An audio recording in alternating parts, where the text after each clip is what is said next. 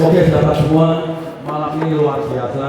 Saya sebenarnya pengen nyebut satu persatu, tapi karena terlalu banyak seniman datang, baik perupa, sutradara, aktor, penyair, musisi, dosen, semuanya pada kumpul sini, saya nggak bisa satu-satu menyebut, mohon maaf. Tapi intinya malam ini luar biasa. Ternyata sastra Jawa bisa mengundang minat yang sangat luar biasa. Tepuk tangan buat Sastra Desa. Seperti yang sudah disampaikan pembawa acara, maaf, salah lagi, bahwa malam ini kita kedatangan 3 narasumber yang luar biasa. Mungkin sahabat semua sudah mengenal tokoh-tokoh sastra Jawa ini, pujangga Jawa maksud saya, yang sudah malang rintang di media massa terutama. Saya baca biografinya cukup panjang, meskipun saya nggak bisa sampaikan sini, Pak, maaf, karena terlalu panjang. Intinya para narasumber ini sudah membuat beberapa kumpulan puisi, antologi puisi kesulitan yang cukup luar biasa, yang rata-rata lebih dari 5, dan ada beberapa nomine yang dia dapatkan dari berbagai penghargaan. Ini yang luar biasa. Di samping saya pertama adalah Pak Mahdudin Suaib, dia Dr. Andes Mahdudin Suaib. Dia tentunya senior sekali di hal ini. Dia sekarang kalau saya baca biografinya, dia dari Jogja, Pak, ya. Kemudian dia migrasi ke Sentul Ponorogo, lalu membentuk komunitas di sana. Dia menguatkan desa Sentolo, kecamatan Sentolo untuk membuat basis sastra Jawa. Dan di sampingnya lagi tentunya masih muda daripada Pak Mahdudin. Ini Mas Dwi Winarno, tadi sempat dibacakan karyanya luar biasa. Semuanya luar biasa. Dia juga berposisi di Menoreh, Mas. Tadi saya baca biografinya, dia lahir di Menoreh, berarti itu kayaknya Sidoarjo. Betul, Sidoarjo. Sentul itu. Oh, Sentul ya. Beliau juga sudah mengumpulkan beberapa antologi puisi Jawa yang sangat luar biasa, dan tentunya ini suatu proses perjalanan yang tidak mudah karena dia tentu sangat konsisten di dalam bidang sastra Jawa. Dan di sampingnya lagi, tentu tidak asing lagi, tapi kita sudah mendengar beberapa karyanya dibacakan para aktor maupun perupa tadi, sangat luar biasa. Tadi saya mendengarkannya juga begitu sangat terasa, ternyata sastra Jawa itu menggunakan rasa yang luar biasa. Ini nanti akan saya tanyakan bagaimana perbedaan puisi Indonesia dan puisi Jawa yang disebut kedudukan. Pak Danu Priyo Prabowo, beliau adalah orangnya. Tepuk tangan buat semuanya. Seperti biasa, saya tidak akan banyak bertanya kepada narasumber, tapi saya akan lebarkan kepada publik di sini bahwa ini adalah diskusi bersama, bahwa Sastra Bilang ke edisi 25 ini tentunya sangat variatif, bahwa filosofi kami Sastra Bilang adalah sastra tidak hidup di ruang hampa. Makanya Sastra Bilang akan mengulik berbagai tema dalam sastra dalam lingkarannya. Sudah kita lakukan bagaimana sastra kita diskusikan terhadap virtual, pendidikan, filsafat, agama, dan lain-lain juga kita lakukan. Nah, pada malam ini kita mengukik pada sastra kedudukan yang dalam hal ini kita ambil satu tajuk, yaitu sastra desa. Kenapa ada desa nanti kita tanyakan. Yang jelas posisi mereka adalah dari Sentolo Ponorogo. Ini satu sikap yang sangat luar biasa, bagaimana sebuah kecamatan melakukan aktivitas, kalau menurut saya sebuah advokasi budaya, bagaimana beliau-beliau ini memberikan advokasi budaya terhadap idea sastra Jawa, dan dia memandangkan di pabrik. Artinya ini dia akan menawarkan sebuah nilai, karena seni itu adalah menegosiasikan nilai kepada pihak lain agar nilai itu bisa didiskusikan, lalu siapa yang bisa terima itulah pencerahan, gitu saya. Dan ini adalah tokoh-tokohnya. Saya biar tidak terlalu bertele-tele, saya akan mulai dari sekian ini karena saya tidak membacakan narasinya. Saya mohon dari sekian bapak ini bisa menyampaikan apa dan bagaimana dan latar belakangnya tentang komunitas Nyakran Desa ini, bagaimana awal berdirinya, lalu gagasan ini awalnya bermula dari apa. Ini saya kira siapa yang mewakili? Pak Danu, Pak Dwi, Pak Mahdudin. Pak Dwi. Moga Pak, bisa ini. Assalamualaikum warahmatullahi wabarakatuh. Terima kasih waktu yang diberikan. Sebenarnya saya diundang di acara sastra Sembilan ini dari awal nggak ganti Mendiko sampai saya duduk di sini itu dengkul saya itu gemeter. Nah, takut dari sini tokoh-tokoh semua nih untuk jadi narasumber baru pertama kali ini. Dari Pak Mahmud tanya tentang sejarah berdirinya Nyastron Desa itu. Jadi Nyastron Desa itu awalnya nama sebuah event pementasan sastra pada tahun 2018. Di waktu itu saya dan teman-teman bikin Dolano itu kampung dolanan di sini. Di situ kan banyak kegiatan, terus ngumpul sama teman-teman. Nah, ingin itu seperti Pak Hanung, Mas Yudi dan kawan-kawan itu ide saya. Saya kira nanti ibaratnya wong sastra kan dari acara pentas sastra itu kegiatan Dolano ini kan. Pada waktu ngumpul kita ngobrol, pada waktu itu Mujudin ini juga rawuh, dan yang memberi nama Nyastron Desa itu ya beliau Nyastron Desa. Istilahnya untuk saya itu kan dia kan bilang bahwa kan saya ini seakan-akan nyastro kan. Kenapa ya? Padahal dunia sastra itu saya nol kudul. Cuma pada waktu itu kok asing gitu loh, sastra itu asing di kampung saya di dusun saya itu asing sekali sastra, dan sastra itu sesuatu hal yang lebih sampai sekarang pun saya juga tahu sastra karena apa ya, sastra itu kan menurut saya sesuatu hal penulisan eksklusif dan untuk orang-orang akademisi, orang berpendidikan. Padahal saya orang desa itu kan nggak tahu sastra itu. Sebenarnya masuk di sastra itu juga istilahnya disebut telakan. Pada waktu itu ada teman-teman yang kasih itu bikin sastra Sanggar Sastra Gunung. Pada waktu itu saya disuruh bantu beliau sing. Tapi saya kan nggak tahu ini bantu apa, terus pokoknya waktu ngumpul.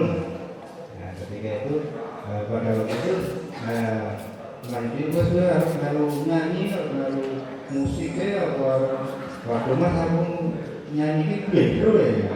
Dia beda apa nyanyi ya. Rasanya gue ingin ngelang musik, aku ora iso musik ya. Jujur iso musik. Wes pokoknya. Nah, pada waktu itu saya ngumpul beberapa kali latihan, kan saya cuma ngumpul ngobrol. Saya baca sinopsis. Nah, pada waktu itu terus nulis, nggak tahu nulis apa, nggak tahu. Mas tulisan kau ini kanggo dan buat ini, akhirnya bonong bambu. Nah, terus akhirnya itu baru tahu akhir-akhir ini bahwa itu keguritan, katanya Mujudin sama Mengganggu ini itu keguritan. Nah, itu ya itu awalnya itu dari cerita sejarahnya kalau bisa saya itu awalnya cerita. Pilihan keguritan ini memang dikhususkan karena kan ada sastra Indonesia, ada sastra Jawa yang jadi keguritan. Apa memang dikhususkan?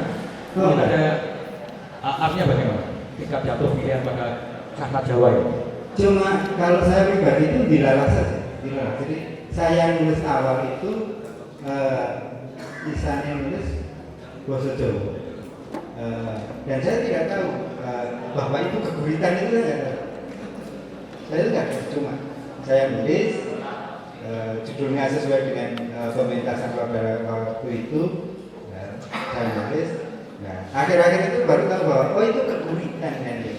Tahu sama beliau ini tulisan kayak itu namanya keguritan. Nah, dan akhirnya didorong sama beliau-beliau ini, istilah di jongkong-jongkong, disabeti, digigiti, itu saya nulis itu awalnya.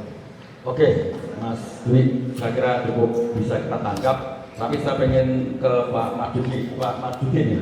Kayaknya dia tadi disebut sama Pak Dwi bahwa ini yang memberikan pemahaman tentang kegurutan. Artinya kami akan bertanya nih, apa sih kegurutan itu? Bedanya dengan puisi Indonesia itu kayak apa? Monggo. Terima kasih. Pertama, saya mau dulu berdiri sastra Indonesia ya, dan ada banyak dengan kegurutan. Saya sangat apresiasi sekali terhadap kehidupan sastra di desa. Karena saya juga sudah 6 tahun tambah 6 tahun tambah 5 tahun di Jogja sekolah SD, kemudian di kelas 9. Kalau buat komunitas apapun di kota lebih mudah.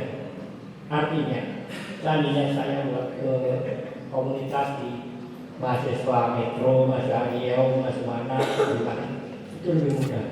Tetapi di desa 1000 kali lebih sulit.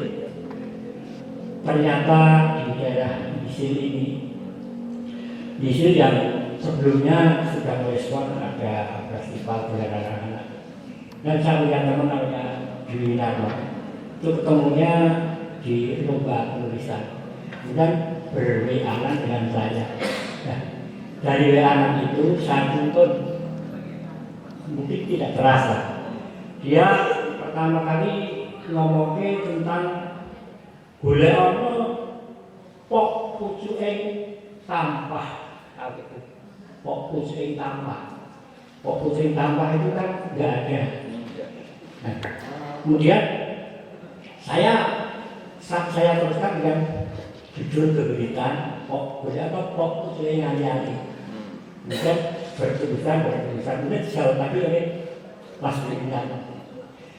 Selanjutnya saya mendengar atau mendengar ke daerah Bisil yang sudah mendapat fasilitas dari KKN Kecamatan dan ada sebuah seperti panggung yang permanen, ya bukan panggung lah, itu namanya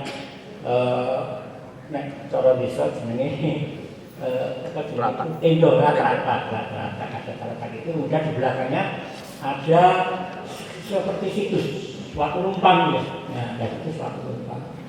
Kemudian saya berurusan lagi dengan ini ya.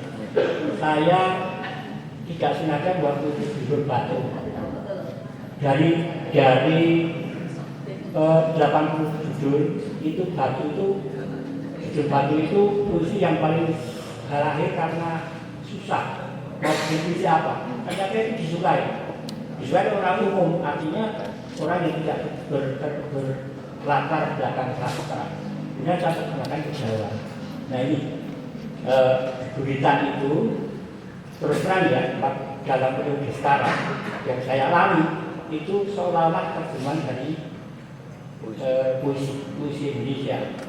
Seolah-olah ya, kenapa saya katakan seolah-olah? Karena setelah saya mencoba guritan itu disampaikan lebih enak.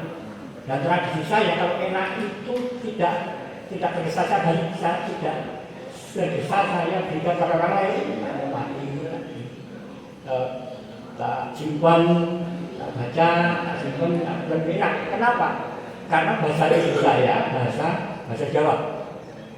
Dan bertahun-tahun saya mendengarkan atau melihat wayang kulit pementasannya yang di Sasali ini. Ya, dari Baratayuda pertama yang waktu timbul diselingi oleh dalang-dalang yang lain, kemudian dari Sugito yang legendaris yang pernah juga diskors karena corona di itu. Kemudian pada saat yang namanya Sugito itu awalnya yang itu Indonesia sastra Jawa, dan di situ banyak kosakata Jawa yang bahasa kawinya ya kan. Apalagi didukung oleh pelajaran bahasa halus dari rombongannya Mas Bey Sakono, dan ini bahasa halus dari Ketua RRI. itu ketularan itu bahasanya harus berbeda dengan orang pasanya. Wah, kepiye kalau bahasa kan hanya mental. Dan tidak benar kalau orang Jogja itu semuanya aktor. Terbukti arisan teater dari kampung-kampung. Nah, ini saya istana Nogori atau bahkan di daerah Mas Gilana ini. Dan juga saya katakan, saya contohkan orang itu karena saya petani juga pelajar dan mahasiswa juga, jadi banyak sekali pelajaran itu. Kalau menanam babu itu 1 bulan, itu sedikit, 2 bulan, 3 bulan, setahun tambah, 2 tahun, 3 tahun, 10 tahun, sesudah rebok itu tidak bisa. Kalau untuk menghancurkan tidak bisa. Nah, ini pelan-pelan dengan pelan, Nyastro Desa ini saya ibaratkan rasa bingung, rasa biaya. Pokoknya pernah dengan ajaran event Nyastro Desa itu, tak pikir-pikir justru malah ada Mbak Gareng dan dari Jogja malah datang semua. Kenapa? Karena ya memang suatu legendaris sekali kan desa ini dengan sastra desa, dan ini didukung oleh kegiatan dari desa. Ada karakternya ya, Tunas, kemudian saya dengan Mbak Evi dulu itu pernah juga pada saat itu pernah dengan lomba ini ya, lomba penulisan. Maaf, istilah sastra desa itu kan dikaitkan dengan kebunitan sastra Jawa. Oh iya. Padahal desa-desa sekarang kan juga sangat dekat dengan sastra Indonesia. Apakah ini dikhususkan untuk pengertian desa dikhususkan ke kebunitan atau Jawa? Apa memang ini satu komunitas yang memang khusus kebunitan? Ya kenapa milik gurita? Karena di Lisil atau di daerah Sentolo atau di daerah tempat saya itu bahasa ibunya bahasa Indo. Kemudian secara tidak sengaja merupakan wayang. Kemudian ketoprak tadi itu. Kalau zaman dulu ada sandiwara radio yang legendaris ini, ya macam itu. Jadi tidak sengaja justru berita lebih mengenal di rasa. Meski begini ya, kalau ada sejarah sastra Jawa itu bisa kita bedakan antara berita yang banyak kali ya. Yang saya sendiri itu sepertinya terjemah bahasa Indonesia. Kemudian ini seperti kan novel Jawa, masa novel Jawa kan novel. Kalau di banyak bahasa mengatakan kan cerita sambung sinambung ya. Tapi sampai sekarang novel Jawa, kemudian puisi Jawa atau puisi Sunda atau ini karena bahasa ibunya itu bahasa Jawa, kemudian dapat pelajaran bahasa Indonesia, ini agak ragu. Tetapi kalau keberitaan saya ini dan kami termasuk tokoh Danu itu ada selanjutnya itu antara sama antoro. Dan tadi bacanya antoro. Kalau bahasa Jawa kan antoro, antara nggak ada. Seperti kemarin pengalaman saya ngarang keburitan langsung saya siarkan di Ponorogo di acara Pak Bupati itu, kita harus bangga. Ada bangga nama Bogor lah ya, ada Bogor sudah. Tapi karena seperti itu, karena kan bangga. Kita bangga jadi warga Ponorogo. Aslinya itu secara spontan. Nah, ada semacam keburitan. Besok kalau ini berkembang kan keburitan yang asli, kan biasa dulu berbelit sebagai sekolah itu.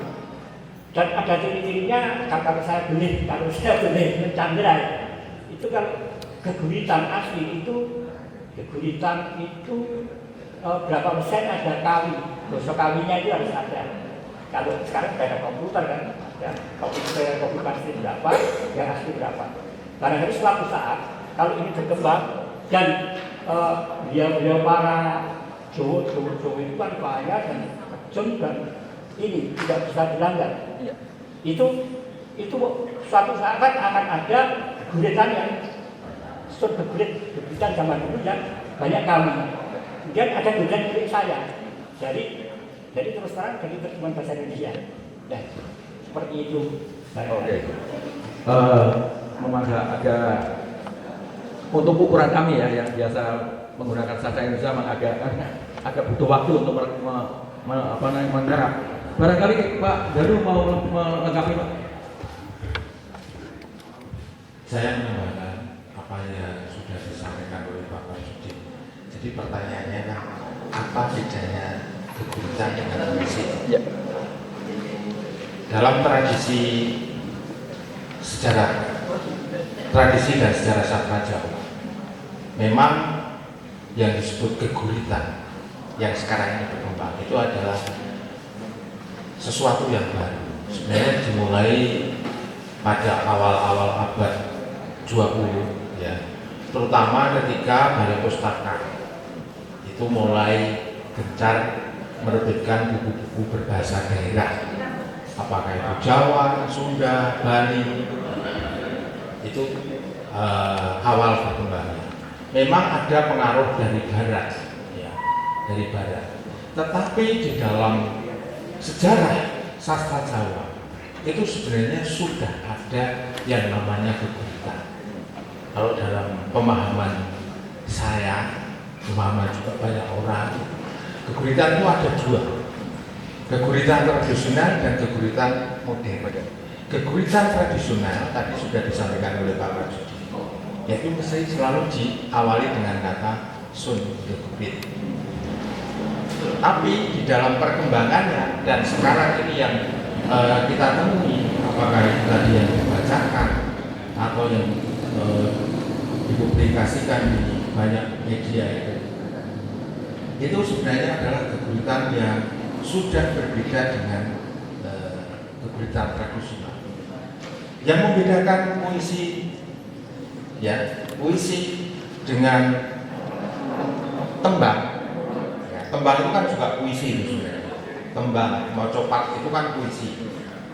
Adalah di dalam sastra pengertian ini genre keguritan itu individualisme orang yang menulis itu sudah dimunculkan. Ada kata aku seperti itu. Kalau Bapak Ibu membaca di dalam naskah-naskah Jawa itu tembang-tembang yang sudah sangat terkenal itu tidak ada kata aku. Karena sastra-sastra tembang itu ditulis memang oleh pribadi tertentu, oleh pengarang tertentu, tetapi pengarang itu tidak ingin menampakkan dirinya. Bisa dibuktikan, tidak ada dalam tembang-tembang itu aku.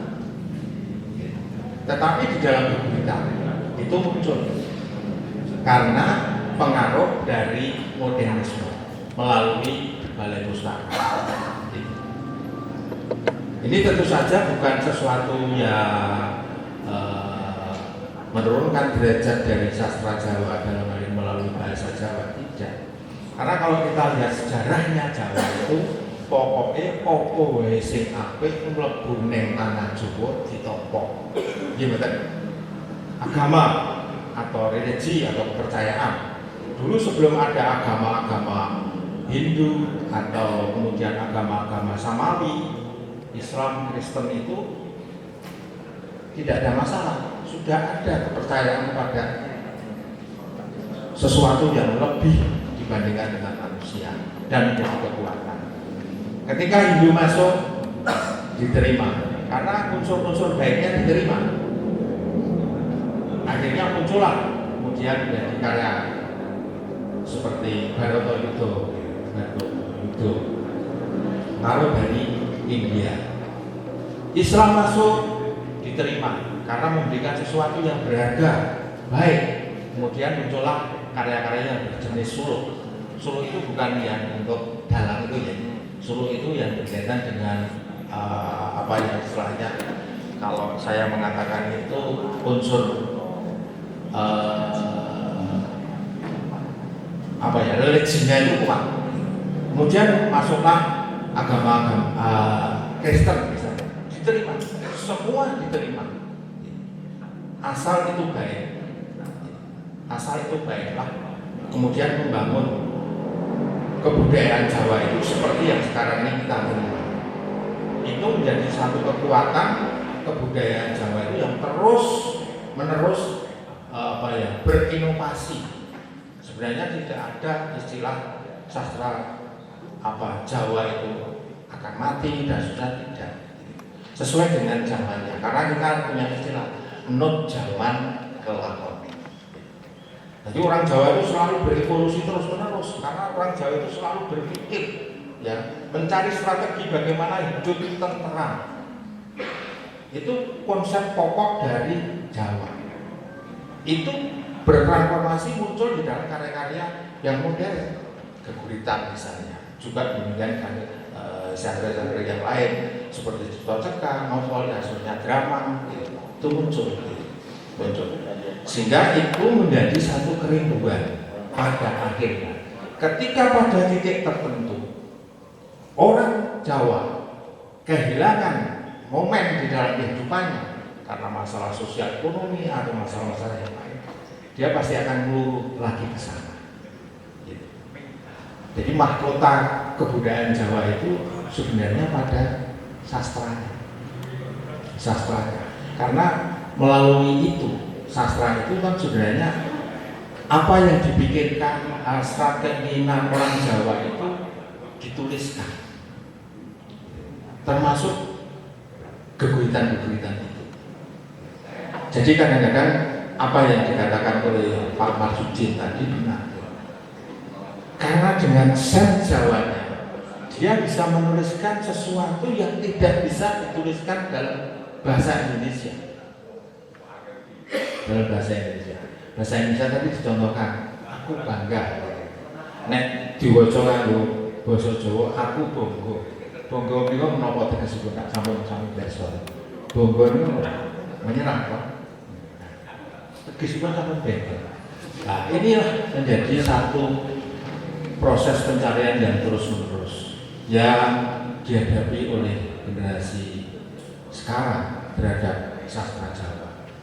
Jadi memang kadang-kadang ada pertanyaan gitu. Sastra Jawa ini gitu. Ya sastra Jawa itu sudah selesai. Sastra Jawa itu menjawab pertanyaan dunia.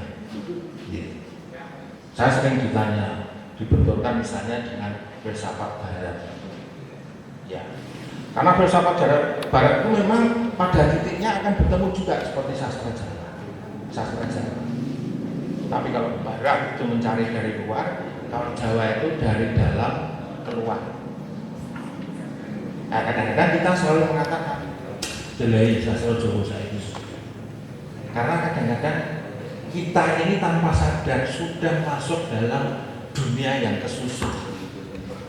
Contoh paling mudah, laptop. Dulu kita ngetik nulis itu pakai tangan di kertas. Kalau apa-apa sudah bujel diomoti, nulis lagi, ballpoint habis harus diganti. Ada kesabaran. Sekarang kita masuk di dalam dunia kesusu. Tidak ada lagi salah dengan titik X, misalnya diketik di X. Sekarang langsung bisa di-delete, di copy paste, kemudian di-delete. Kemudian kita bisa copy paste yang itu. Kesusu cepat menerus, cepat kita diburu. Sebenarnya sastra Jawa ini mengingatkan hal itu sebenarnya. Mengingatkan hal itu. Jadi rasa itu menjadi salah satu pertimbangan utama ketika kita mau melahirkan apa yang kita mau tuliskan. Misalnya melalui keguritan. Oke, Pak. Luar biasa ya.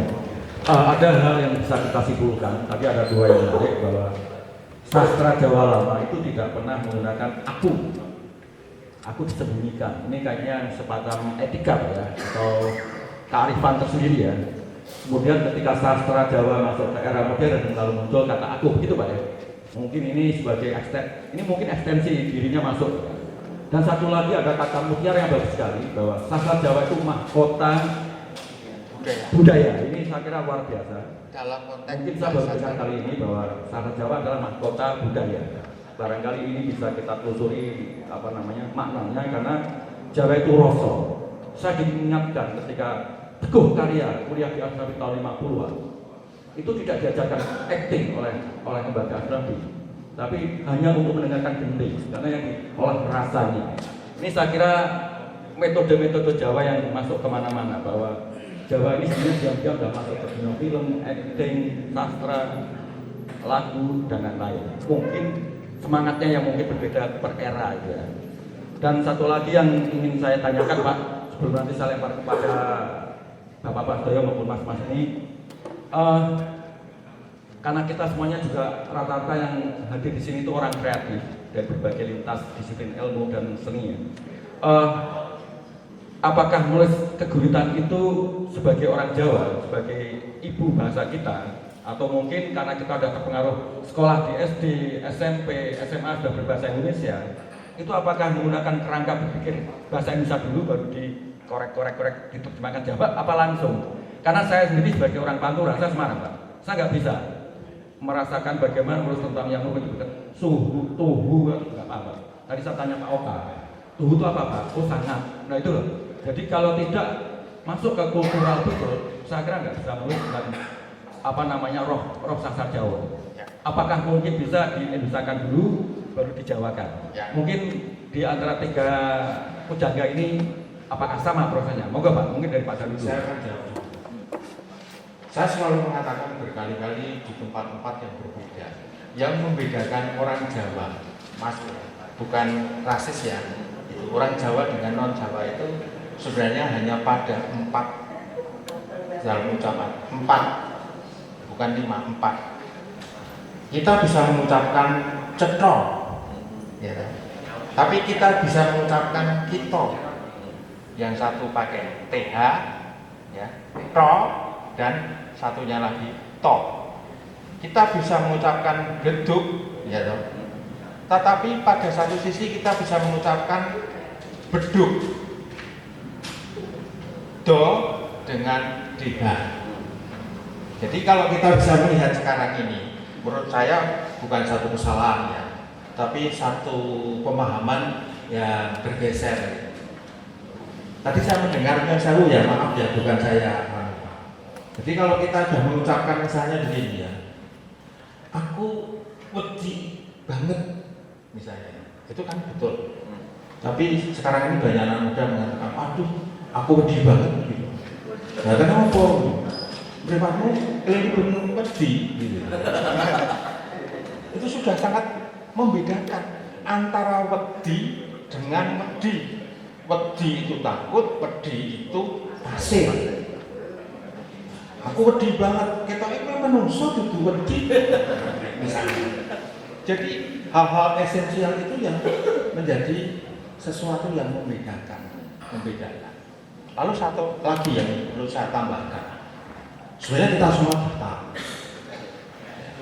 bahasa Jawa itu bukan bahasa rasa saja, bahasa kebatinan, bahasa boroso.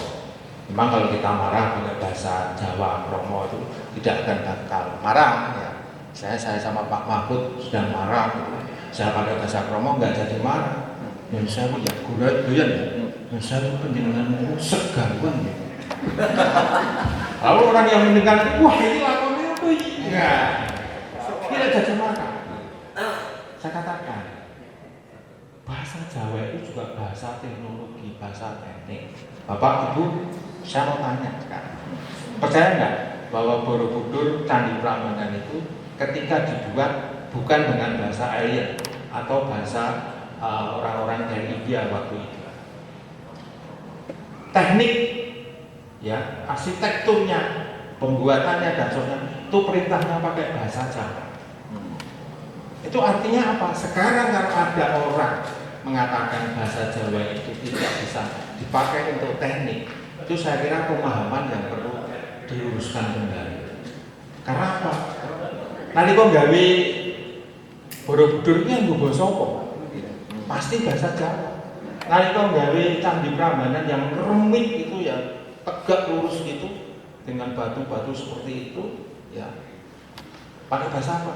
Bahasa Jawa, bukan bahasa Sanskerta. Apa mungkin ada pengaruhnya karena Jawa itu halus, jadi perintahnya halus Pak ya? Ya tetap presisi, kalau presisi ya presisi. Dihaluske ini Pak ya.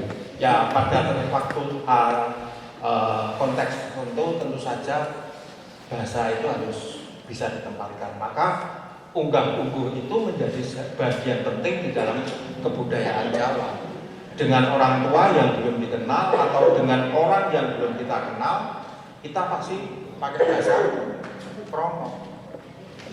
Tidak mungkin kan dikenal dengan Pak Mahfud, Mas, apalagi ya, kowe jenenge sapa? Kowe jenenge sapa? Kowe jangkar banget. Pak Mahfud awalnya itu respect, kemudian jadi tidak respect. Tapi bahasa Jawa itu adalah puisi. Ya. Misalnya saya bertanya sama Pak Mahfud, Pak, nyuwun sewu, derek takut, nyuwun pirsa, wingking pundi Pak? Karena saya bertamu tepatnya Pak Mahfud.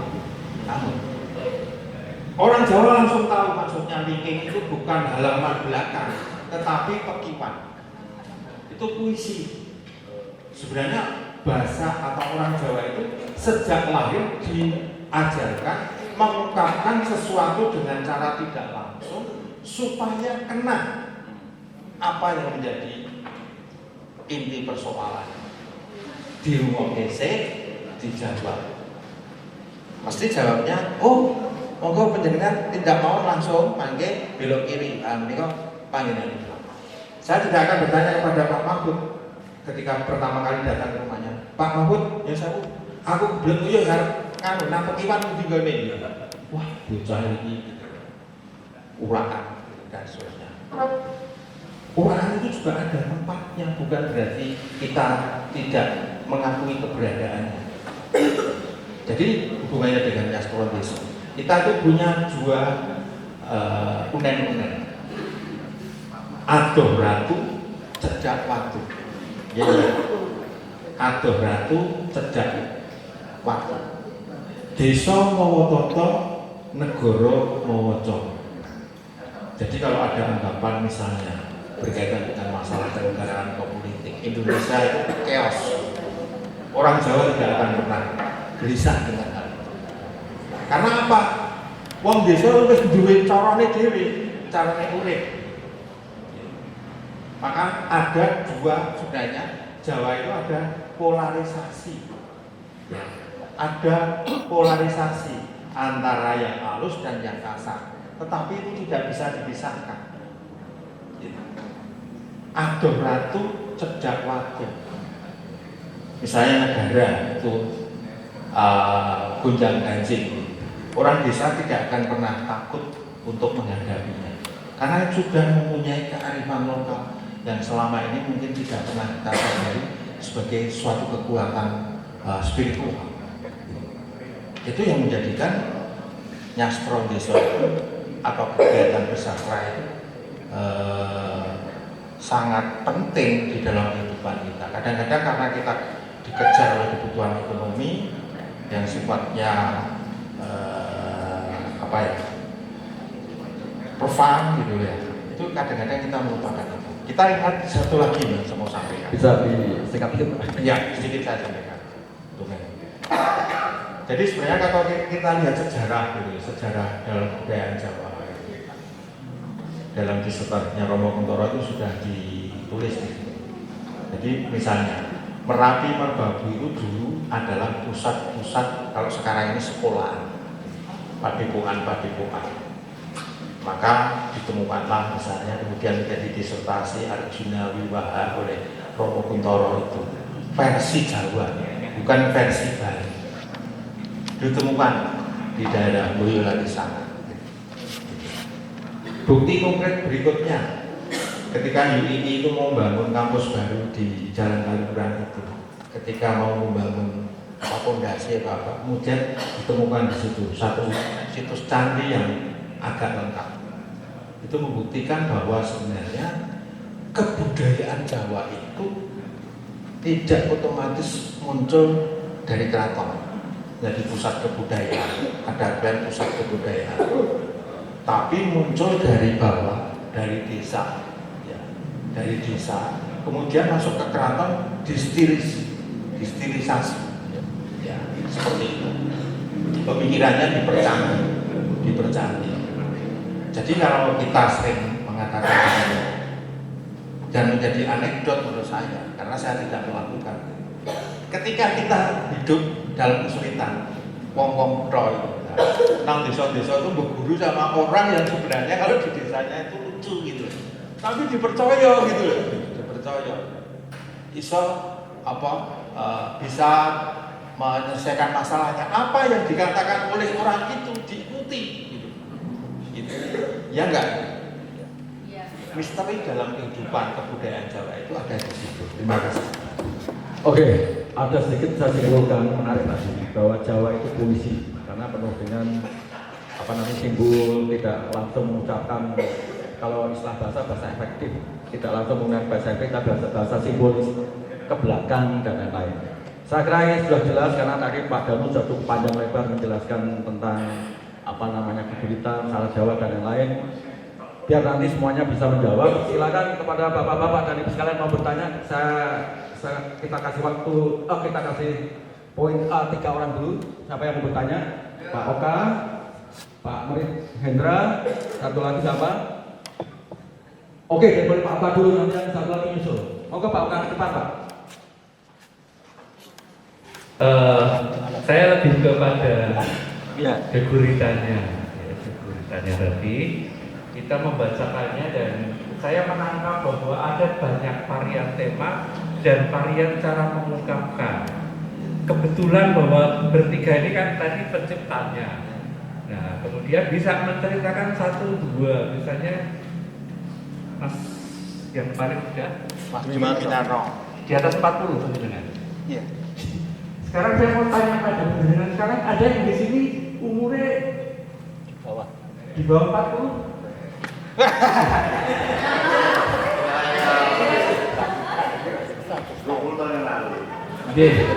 Maksud saya begini, saya apresiasi pendengar yang kemudian memelihara value nilai-nilai Jawa yang kemudian dicoba untuk bertahan. Dan saya senang kalau kemudian nanti menjadi bagian yang kemudian dalam bahasa mantranya adalah semakin lama menjadi semakin punya lingkaran besar yang kemudian menjadi semacam pemelihara nilai, tidak hanya keraton sebagai pusat budaya, tetapi penjaringan yang ada di yang akune desa.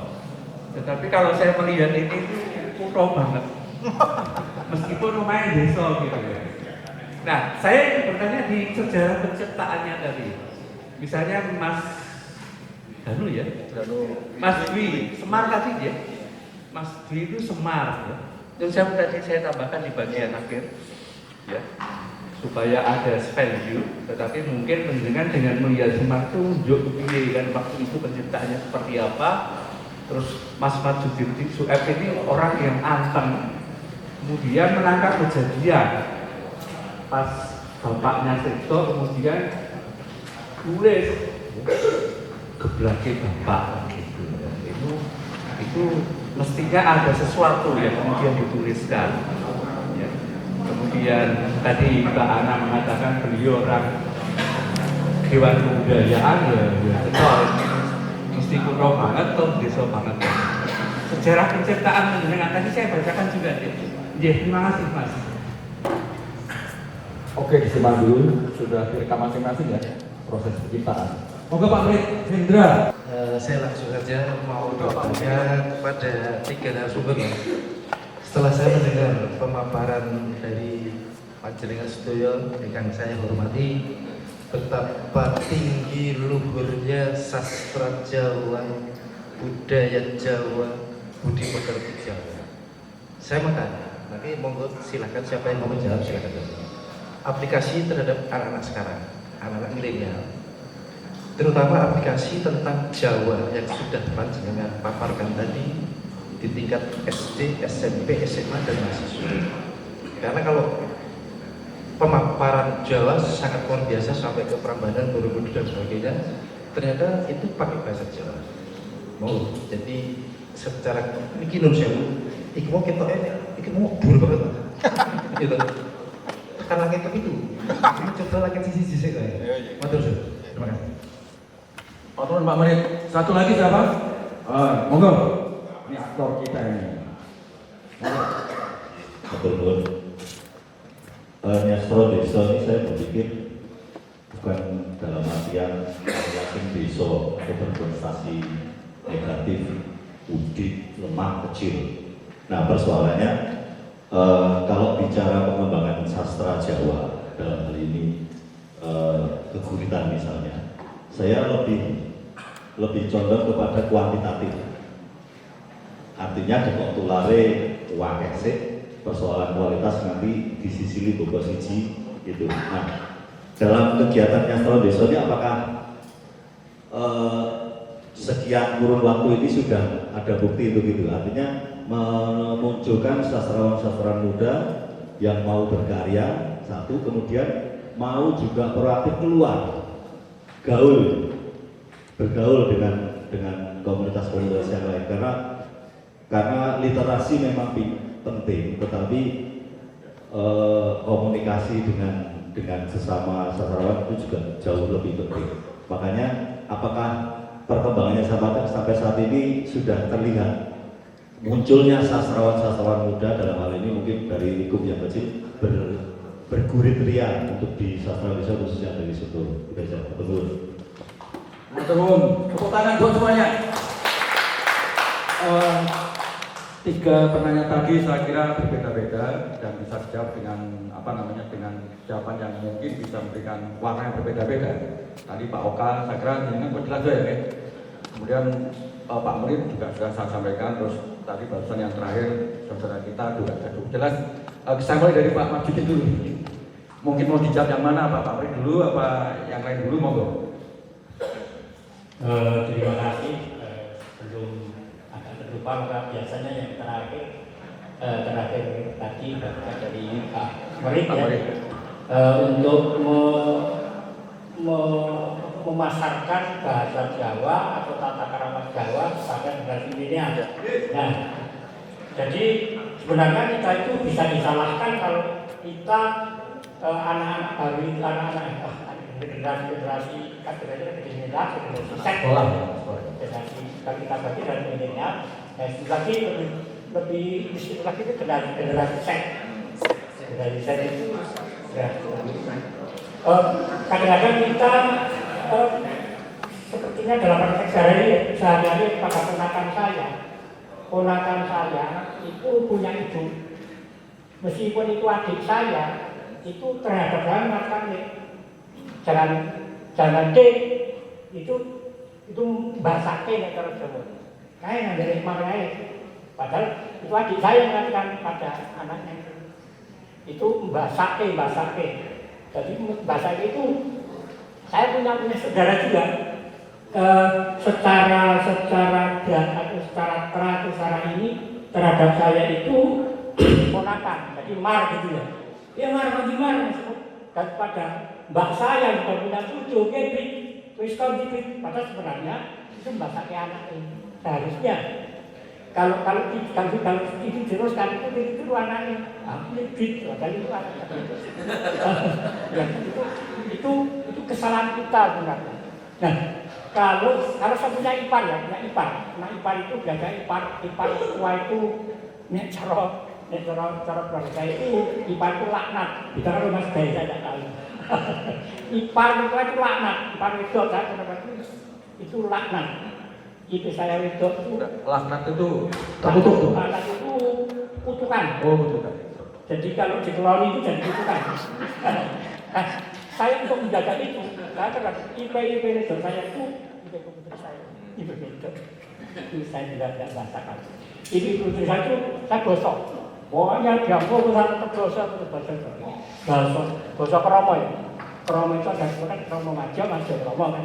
Nah, saya kromo jadi sepertinya memang jauh, tapi memang supaya ada jarak. Itu satu. Bahasa ke terhadap anak-anak. Dan sekarang di desa saya di sekolah tetangga saya sudah mulai dijalankan, monggo Pak, dari Lampung sudah mulai ada seperti itu. Dan ini kita tinggal sing tua ini ngajari bosok. Kalau orang jauh bosok itu nanti bosok. Jadi kalau kiai-kiai zaman dulu supaya orang bosok semua pada dia, itu orang gate, sing sok ngawake inang sangat percaya itu berdengai ini. Kalau tidak ada itu, dia masih dengai kita ada bawa. Padahal bisa di rumah saya sebagai lurah, kalau bawah itu yang itu kan ada dua yang bawa, itu yang ngejete atau dari luar itu satu. Kemudian pada penciptaan teman saya lama dulu waktu di kampus, Pak ini apalagi menyinggung masalah kata ini Raja Wengi sudah agak kebatinan ya, agak kebatinan beburitan itu tidak sekadar beburitan. Jadi kalau ojo itu ada perbuatan ismu berulang kali tahyot barengan itu dari suaraku manuk kodam, suaraku Nabi Ibrahim atau Nabi Muhammad, kalau las kasih las asing para kisah bangkai bagaimana gitu kalau itu bukan itu apalagi seperti mantra. Dan di sini ada yang kagungan dalam mas Ito Panas Haji itu tidak sekedar tulisannya dia punya simpanan huruf-huruf Jawa para Jonoho maupun Jawa. Itu ada tingkatan kalau dalam Islam itu ada doa dan tasnya mirip, kemudian juga ada hijab. Hijab itu seperti sekelas mantra. Meskipun anak-anak kecil kan mesti tidak ini.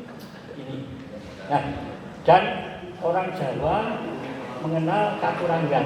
Nah, katuranggan ini makanya kalau metode pas ini disembunyikan. Kalau itu biasanya kalau satunya itu konangan itu nogonya di mana, kemudian candranya apa.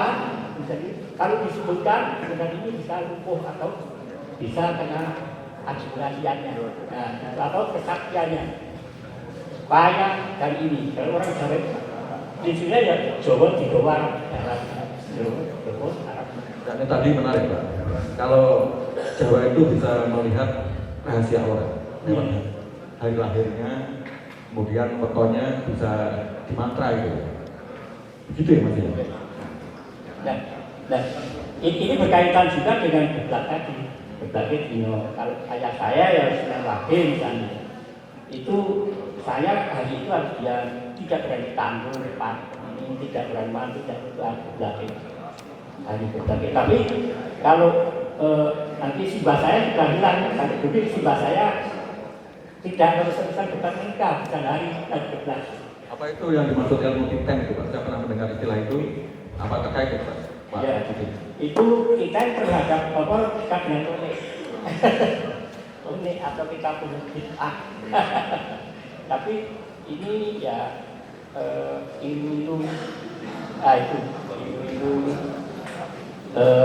kakek-kakek nenek tadi itu.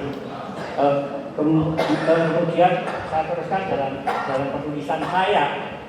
Penulisan saya ya agak terpengaruh mantra-mantra sedikit, kemudian permainan kata ada Melayu ini sekarang terpengaruh tulisan puisi saya, puisi saya atau barangkali kebencian saya anggap kata-kata atau ungkapan saya itu saya anggap sebagai kelinci atau rusa di tengah hutan. Kelinci itu juga ini tuh bukan berarti mau menghindari. Kemudian kijang misalkan lain bulan berarti dari macan atau harimau. Seperti halnya munyo atau ketek itu petan-petan gitu tidak ada artinya. Nah, saya harapkan kata-kata di puisi saya dan bulan saya itu saya hidupkan seperti itu. Nah, ini kemudian yang pasti terkait saya itu bahkan dia lebih kaya dari kami bertiga. Kalau diungkapkan di sini lebih manfaat dan lebih banyak yang lebih pusing Pak. Itu yang dari saya. Oke Pak Majudin, barangkali Mas Winarno menambahkan tadi ada pertanyaan sama, silakan mau menjawab yang mana? Ini tadi Pak tanya tentang sejarah penciptaan proses penciptaan kegurukan. Kalau prosesnya, saya itu cuma merasakan sebuah apa ya, kejadian pada diri saya dan nanti pada umum. Jadi saya menulis itu hasil dari apa yang saya rasakan, saya lihat, saya dengar itu. Jadi ketika melihat sosok orang itu kadang-kadang menipu juga. Misal seperti Semar itu kan sangat menipu sekali. Orangnya jika digambarkan di wayang itu wong kudun, blonok, terus rambesen dan apa ya, sudro atau enggak wong orang duwe. Tapi ternyata itu dia itu dikatakan, diceritakan oleh dalam dia itu dewa. Dan ternyata dia meskipun apa ya, wong desa Karangkadung, ini ternyata dia itu menjadi guru para kesatria. Terus ya seperti itu. Orang kan seperti itu, ya cuma merasakan bahwa ternyata manusia itu misterius. Manusia itu misterius. Jadi prosesnya seperti itu aja. Saya rasakan loh, karena sering juga melihat, ketemu sama orang itu, mungkin penampilannya istilahnya ya, untuk kayak orang desa, tapi ternyata dia luar biasa. Misalnya pertama kali ketemu Mojud ini, ya biasa-biasa, tapi ketika beliau bicara, ini bukan orang sembarangan. Saya ketemu dan ya seperti itu. Ternyata saya rasakan itu, saya nulis Tan Kiniro itu, ya orang itu memang apa ya? Saya juga terus ingat itu. Kalau ada pepatah bilang jangkotan kena Kiniro, ternyata itu benar sebenarnya. Saya nulis Tan Kiniro tadi kan, saya menceritakan Semar kan itu. Jadi mengapa saya menggunakan sosok Semar itu? Ya orang yang semua sudah tahu kan. Itu aja. Terus kalau pertanyaan Mas Bay tadi apakah dari Mas Bay sama Pak Bay sama tentang sosialisasi mungkin Mas ya, sosialisasi ya seperti saya berusaha, jadi berusaha karena tapi apa ya, tembung desa itu tidak lepas dari teman-teman di Nyastro Desa, karena merasa aku orang desa ya, mau ketemu sama misal ketika di sowan ke sini ya, makanya tadi saya bilang kemuter itu sebenarnya saya ingin untuk selalu berinteraksi, istilahnya mau bimbingan, belajar menyambung silaturahmi ya, tapi karena desainnya itu mungkin Mbak, terus kayaknya kalau saya lihat dua pertanyaan tadi ya, itu ada syarat teknis, apakah diajarkan di sekolah dasar, sekolah sosialisasi, itu pemetaannya kayak apa? Apakah selama ada Sangsa Desa Sentolo ini, lalu kemudian tadi kan ada festival, ada event, itu efeknya itu udah kelihatan enggak? Kalau itu ada sih. Karena setelah ada event di Nyastro Desa itu muncul, itu kan cuma kampung kecil berdukuhan, meningkat ke desa, mereka bisa berpikiran, ternyata di desa itu sudah sastra itu bukan sesuatu hal yang asing. Maka diadakan lomba cipta puisi, diadakan lomba baca puisi, seperti itu. Untuk tadi pertanyaan, sudah bisakah memunculkan seorang sastrawan dari Nyastro Desa? Yang berat sekali. Ini sudah muncul ya? Seperti itu. mungkin bisa bilang. Oke, mungkin untuk Pak Dano karena tadi sudah cukup panjang sekali dan kita mencapai sudah sangat kaya. Mungkin menambahkan apa? Karena sebagai orang Dewan Budaya, Pak, artinya strategi apa Pak yang terkait dengan pertanyaan Pak Meri sama Pak Meri tadi? Saya akan jawab dulu pertanyaan dari Pak Meri berkaitan bagaimana sih sebenarnya cara kita supaya anak-anak ini ya tahu tentang Jawa. Saya kira pertanyaannya akan saya kembalikan kepada kita bersama.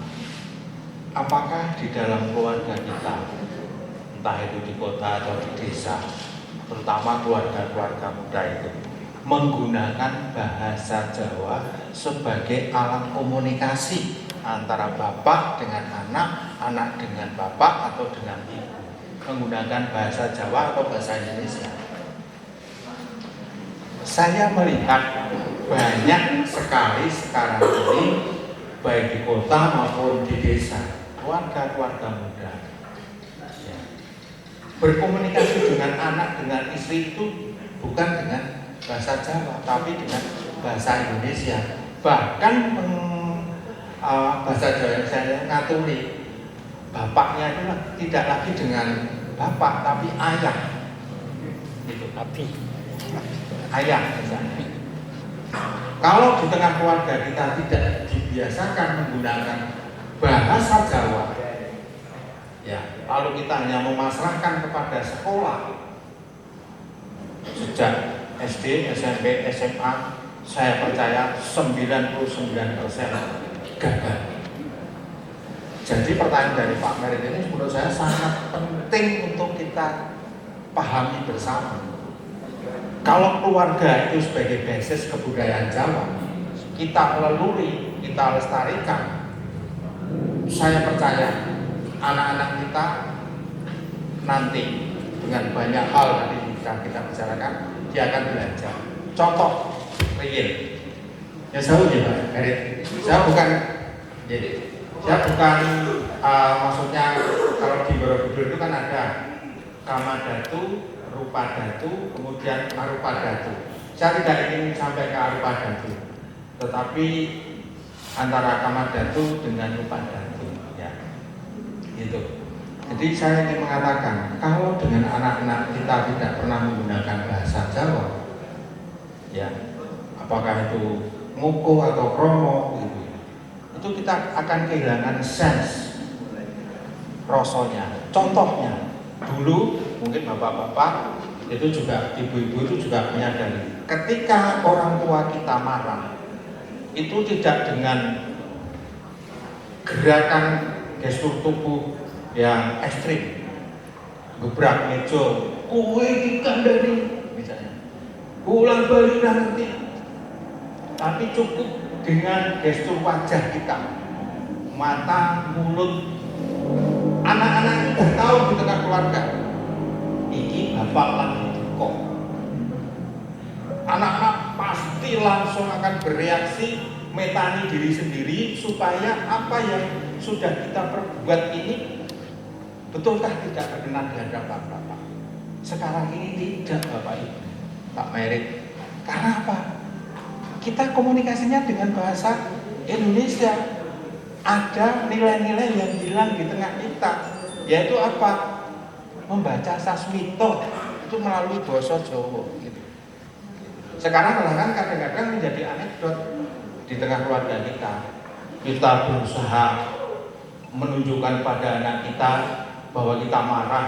Anak-anak itu malah kadang-kadang guyoni sama kita, lucu bapak, lucu gitu. Aku rawedi gitu. Dulu orang tua kita marah, bapak atau ibu marah, itu dengan folatan saja sudah takut anak-anak itu. Karena di tengah keluarga selalu diajarkan hal itu secara tidak langsung dengan menggunakan bahasa Jawa. Pertanyaan berikutnya, Mas Danu teori? Tidak. Saya mengajari anak saya, ya, sejak kecil itu menggunakan dalam komunikasi di keluarga itu menggunakan bahasa Jawa. Ya, mungkin umur. Tetapi ada efeknya buat saya. Sekeluarga itu ada efeknya. Anak itu bisa tahu, gitu. bapak lagi duka, ibu misalnya istri saya mengatakan bapak lagi duka, anak saya itu langsung beda sikapnya dengan saya, gitu. Dengan saya bukan umum, ya. Ini kisah nyata. Apakah hal ini itu sekarang menjadi bagian penting di dalam keluarga kita? Atau kita marah sekarang itu langsung lempar apa piring atau apa gitu. Baru itu disebut marah. Itu bagian penting bagaimana kita menyosialisasikan nilai-nilai budaya Jawa di tengah keluarga kita, dimulai dari anak-anak. Dari anak-anak.